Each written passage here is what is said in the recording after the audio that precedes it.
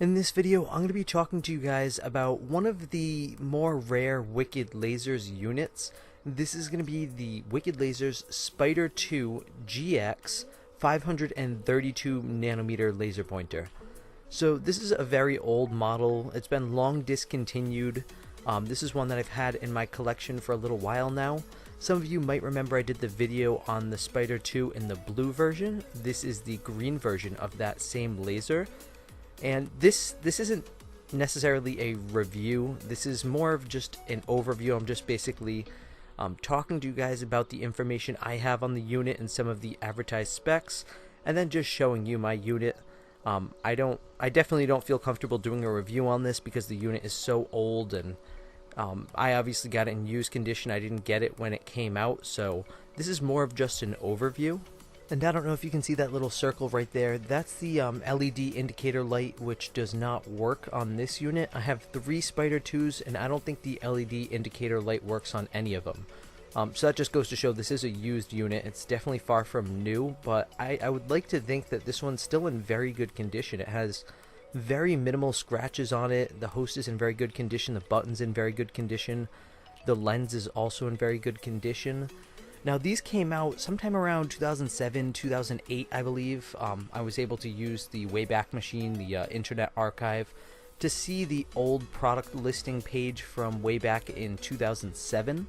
And when they were first released, they were going for $1,700. So that just gives you an idea of how much they thought the value of these were back then.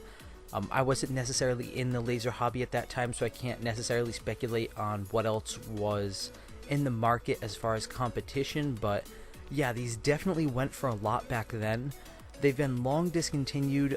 They were replaced by their new model, the Spider 3s, which are the more modern looking models that more people know about. Not a lot of people know about or have seen the Spider 2s, but they actually still have the product listing page up on their website, so you can read the specs there.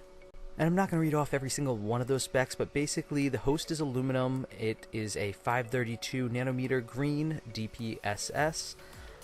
It is running on one 18650 lithium ion battery with a push on push off button. And like I said, they've been long discontinued on the Wicked Lasers website.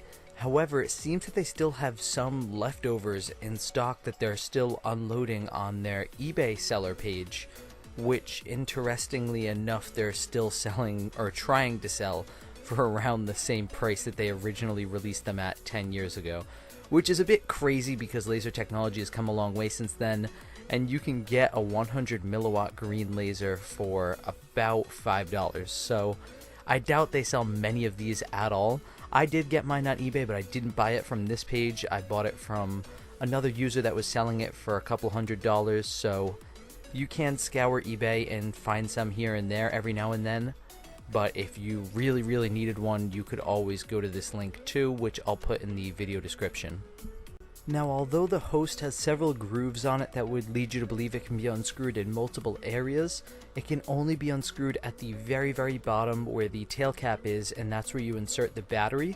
And you insert that battery with the positive end facing the lens of the laser and the negative end facing the button of the laser. And that's an 18650 battery.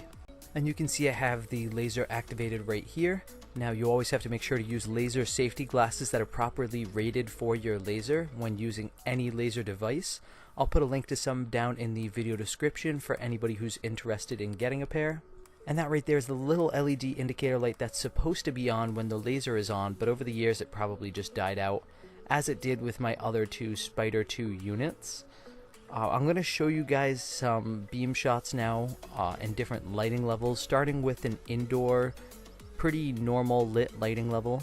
And in here, that dot is obviously very bright. The beam itself is also very visible looking down the axis of the laser, and even turning it horizontal, I can still see that beam.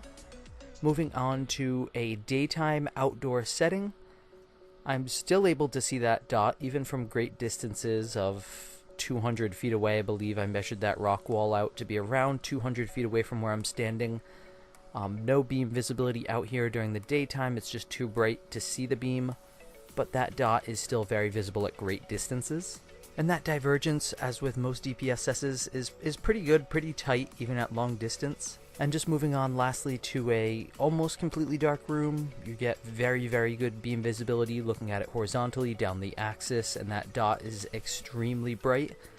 And you can just see the slightest bit of crookedness in that beam with the alignment of the host. It's just barely noticeable. It's something that probably few people would even pick up on, but I thought it was worth pointing out. So I'm now going to move on to the LPM testing now, and this is being done with my Lazerbee A LPM, and they advertised, like I showed you earlier, 200 to 300 milliwatts of power within that window. So kind of a big window to not give a precise power, but then again, DPSSs can be variable, so maybe they just wanted to give themselves more room because of the warm-up times causing varying power outputs. And test 1 ended up giving me a result of about 238 milliwatts, as did test 2. Test 2 was also pretty much right on the money at 238 milliwatts. Test 3 ended up giving me a power output of about 263 milliwatts. And then my final test, test 4, gave me a power of close to 270, sitting at about 268 milliwatts. And then the few tests I did after that began to go on the decline. So this is right in the middle of their advertised 200 to 300 milliwatt range, a little bit on the higher end once you get it warmed up. And what I'm showing you right here are some beautiful beam shots with the fog machine rolling. So the power output was pretty nice for the age. I think, I'm not positive because I don't remember the exact powers on all my other 532s, but this is either the strongest 532 I have or it comes in at second place. Has a good amount of power for a 532, at least in my collection. I like the host on this one a lot compared to the Arctic or the Spider 3s, because the Spider 3s, while they do look cool with all that modern kind of styling to them, this one's much more simple and straightforward, and it's also mountable on a rifle. The way the Spider 3s are done up, they're not exactly perfect cylinder shape, so it's tougher to mount them onto something like a rifle or any other device that you wanted to mount it on. And the beam on this one, the divergence was a little bit greater than my cheap Laser 303s. It was just the slightest bit thicker. It wasn't super thin, but it wasn't thick either. It was kind of just in between. And this unit doesn't seem to have any adjustable focus feature on the outside. If there is some way to adjust the focus, it is internalized. I haven't opened this up as far as the internals go, so I'm not sure, but doesn't seem to have any type of external focus feature on it. That lens on the top is fixed. However, I was able to make very light etch marks on black plastic. I couldn't light matches or anything like that, but the beam was strong enough to make little tiny etchings on black plastic. And that's pretty much all the information I have and wanted to share with you guys on the Wicked Lasers Spider 2 GX and my particular unit. If you guys have had one in the past or currently have one, I'd love to hear what you think about the laser down below in the comments. And also leave me a comment if you had a question that you felt I didn't answer. If you're new to my channel and you want to see more great laser videos just like this, hit that subscribe button down below. And as always guys, thank you for watching.